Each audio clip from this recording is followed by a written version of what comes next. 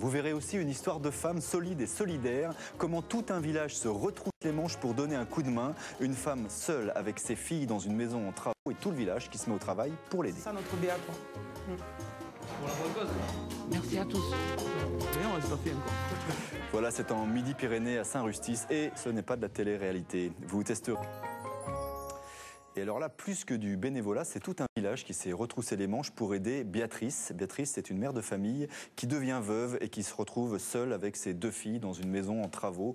Et comme ce n'est pas du genre à se plaindre, Béa, il a fallu du temps aux habitants de Saint-Rustis pour s'apercevoir de sa détresse. Mais maintenant, tout le monde s'y met. Une association est même montée pour collecter des dons. Il faut poser dans la maison de Béa une chape et faire le gros œuvre. Donc à Saint-Rustis, envoyé direct chez vous, Aurélie Renard, c'est parti. Celle qui dirige les travaux, c'est Erika. Bon, un peu de silence, s'il vous plaît. Alors, aujourd'hui, dimanche 31. Objectif, couler la chape. Pas possible. On part pas tant qu'on n'a pas coulé la chape. D'accord, Masson? Tout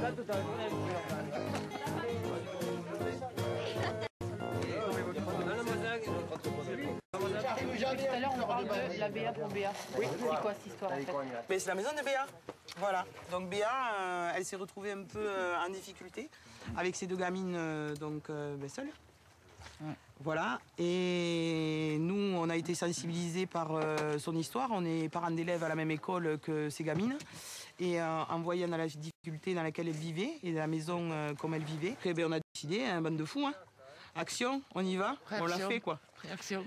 Et on a plein d'artisans qui nous aident, et puis on a plein d'amis qui nous aident, et puis ça fait chaud au cœur quoi. Hein, Ouais.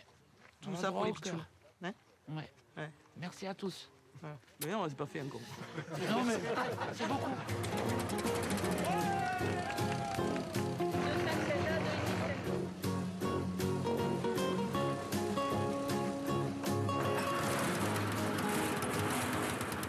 Allez, ma poule!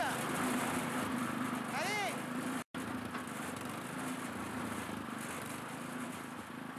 Elle m'a fait ma maison, elle va pas lâcher maintenant, non? Elle s'arrête? On va être embêté. On va être embêtés.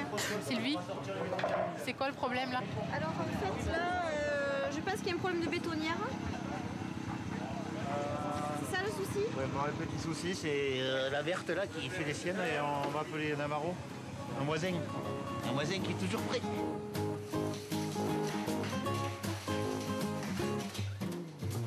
Erika, là on est dans la maison de Béatrice. Oui, elle vivait sur la dalle, donc il y avait les câbles électriques qui couraient partout, quoi.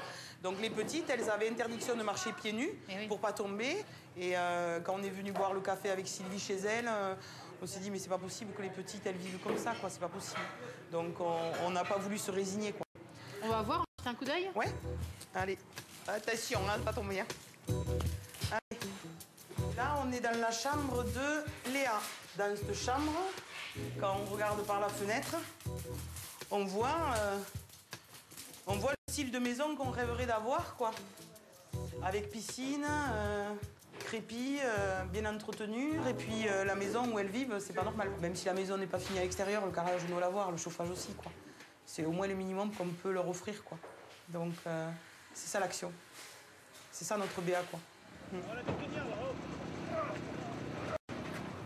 Clément, vous faites sortir la verte. Pascal, action.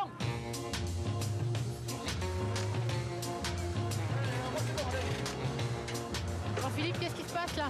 Et là, on est en train d'atteler la bétonnière sur le tracteur. L'histoire de la BA pour BA, c'est un peu ça. 9h15, la bétonnière verte tombe en panne. 1 heure plus tard, elle est livrée ici par Michel. Sylvie a passé 3 coups de téléphone. Michel a livré la bétonnière. Pourquoi vous l'avez fait?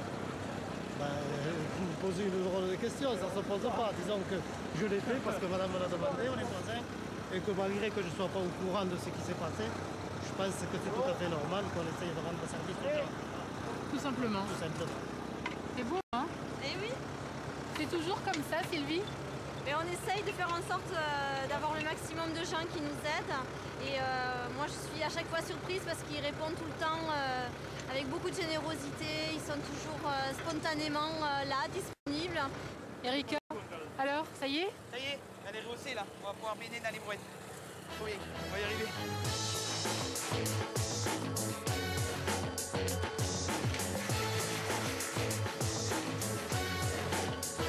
Et Thierry, tu vas finir l'isolation de la salle de bain?